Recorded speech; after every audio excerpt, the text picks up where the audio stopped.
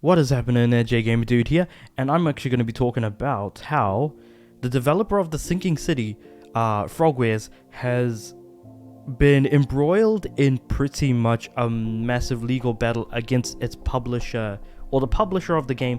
Let's actually roll back for a second. So, the Sinking City, developed by Frogwares, was published by Nacon.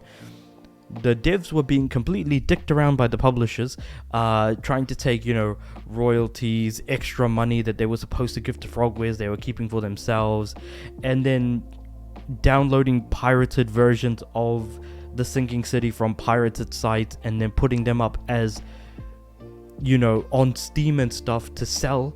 So Nacon was doing some really very suspicious stuff like that, and so eventually Frogwares took them to court, and this was probably maybe 2 or 3 years ago. I can't actually remember when this started, but this has been a long time coming, because now, even though the Sinking City wasn't that great of a game, Frogwares can now rest easy because now they own the IP to the Sinking City after this legal battle. Not only do they own the IP, they pretty much will be taking, the whatever downloads that are available on Steam and Epic Game Store and on consoles and stuff like that. It won't be that pirated version that Nacon put up. Instead, everything will be done through Frogwares, and they are going to be self-publishing. Though in saying that, I wouldn't be surprised to say that or see that if Frogwares just moving forward just self-publishes everything rather than doing anything else through a publisher. After all, because Nacon has been in some other very sort of, they've been doing some other very sussy things regarding publishing or even just, spreading money around, like giving people their dues and things like that, which I feel like is where there might be a bit of a racket going on. But with indie devs, because would indie devs know better? Probably not. That's why people generally tend to work at like a massive company or corporation. As much as we dick them around, they're at least protective of money, even if it doesn't go down to the employees that actually work at the company. But you can at least know that the corporation is getting some amount of money, and they'll, protect that to their dying days. So if nothing else, it is at least nice to see that Frogwares is able to just, continue doing what they do. And I actually read some pretty interesting stuff in this Push Square article by Kyle Adam. If I just go down a bit.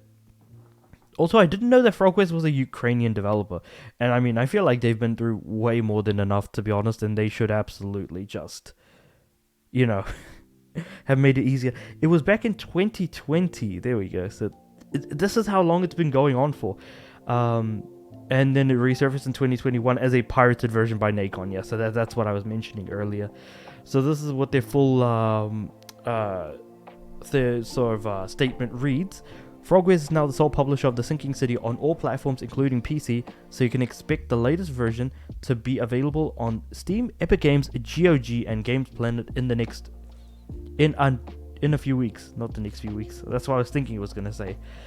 This latest version will come with all the previous bug fixes and optimizations, as well as few things to keep in mind for the existing owners of the game on Steam and Epic Games Store. Due to the number of technical reasons, your old saves won't be compatible. Unfortunate. On Steam, you can launch the game. You will have the option to keep playing the old version if you want to finish it.